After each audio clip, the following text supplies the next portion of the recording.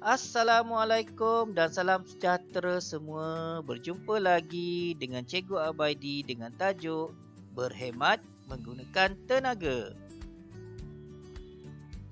Objektif pelajaran kita pada hari ini ialah dapat menyatakan 3 langkah bagi penjimatan tenaga dalam kehidupan seharian. Apakah maksud berhemat menggunakan tenaga?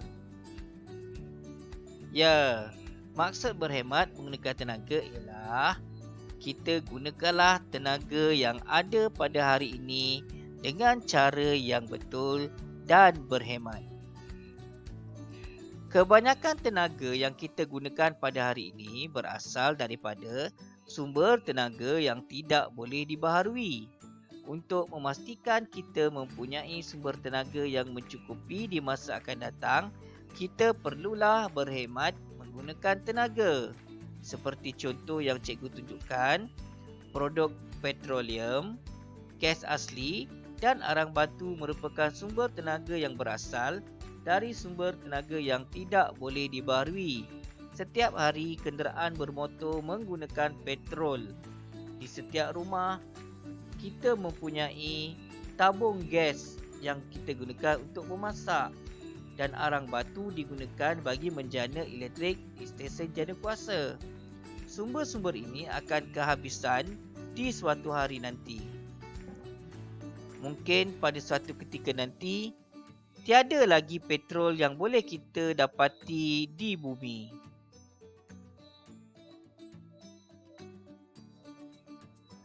Lihat pada situasi 1 dan situasi 2. Mari kita bincangkan. Di situasi 1, di akhir bulan, pengguna terpaksa membayar bil elektrik yang tinggi disebabkan oleh penggunaan penghawa dingin bagi menyejukkan bilik. Manakala, bagi situasi 2, bil elektrik yang diterimanya agak murah kerana ia menggunakan angin yang datang daripada luar bagi menyejukkan bilik. Situasi 1 dan situasi 2 ini menunjukkan kaedah atau cara bagaimana kita boleh berhemat dalam menggunakan tenaga. Okay, lihat pula pada situasi yang seterusnya. Di situasi 1, banyak asap yang dilepaskan daripada kenderaan bermotor.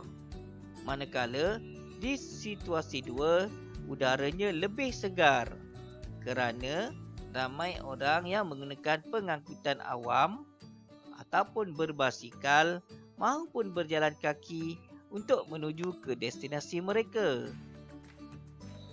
Dapatkah kamu bandingkan bagaimana tenaga itu dapat dijimatkan pada situasi 1 maupun situasi 2? Langkah berhemat menggunakan sumber tenaga. Yang pertama, banyakkan penggunaan sumber tenaga yang boleh dibaharui. Contohnya, dengan menggunakan panel suria yang diletakkan di bumbung rumah. Panel suria ini dapat menjana tenaga elektrik secara berterusan dan menjimatkan penggunaan tenaga elektrik daripada sumber luar. Seterusnya, kita boleh membangunkan lebih banyak kenderaan yang menggunakan kuasa elektrik. Kenderaan yang berkuasa elektrik tidak mencemarkan alam kerana kenderaan berkuasa elektrik tidak menggunakan bahan api fosil untuk menggerakkan enjin kenderaan. Maka alam lebih bersih dan kurang pencemaran. Langkah yang kedua, kita boleh gunakan pengangkutan awam atau berkongsi kenderaan. Bagaimana dengan menggunakan kenderaan awam dan berkongsi kenderaan dapat menjimatkan sumber tenaga? Cuba kamu bayangkan kalau 100 orang membawa sebiji kereta di jalan raya. Bayangkan berapa banyak sumber tenaga yang digunakan dan berapa banyak pencemaran yang boleh dihasilkan daripada 100 buah kenderaan. Berbanding kalau 100 orang menaiki sebuah kereta api pada waktu yang sama. Cuba kamu bayangkan berapa banyak sumber tenaga yang dapat dijimatkan. Dengan berkongsi kenderaan juga, kita boleh menjimatkan bahan api. Ya. Cuba bayangkan kalau 3 orang ini membawa sebuah kereta setiap seorang, maka lebih banyak bahan api yang terpaksa digunakan. Jadi dengan menggunakan pengangkutan awam atau berkongsi kenderaan, kita dapat menjimatkan sumber tenaga. Yang ketiga, tutuplah suis elektrik jika tidak digunakan.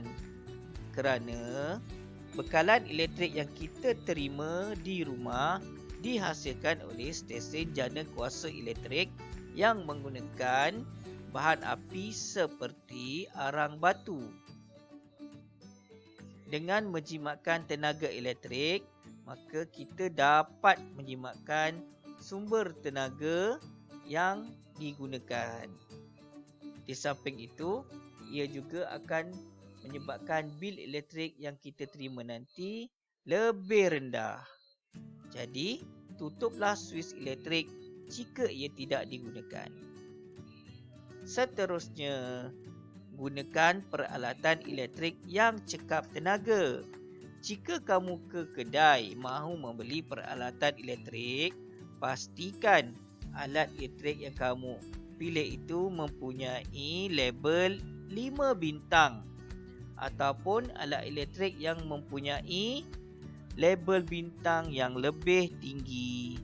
Kerana alat elektrik yang mempunyai lebih bintang, ia merupakan alat elektrik yang lebih menjimatkan tenaga berbanding alat elektrik yang mempunyai sedikit bintang.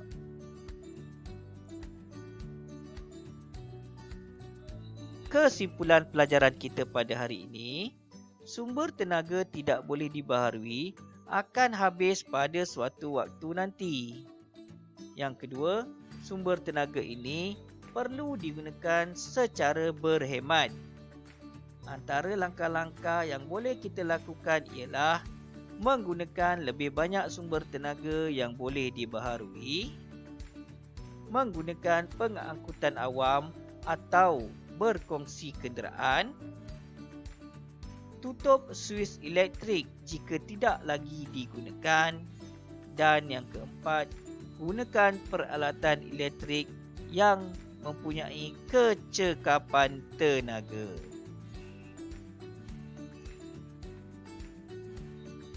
Sekian sahaja dahulu pelajaran kita pada hari ini. Berjumpa lagi kita di tajuk-tajuk yang akan datang. Selamat belajar. Assalamualaikum warahmatullahi wabarakatuh.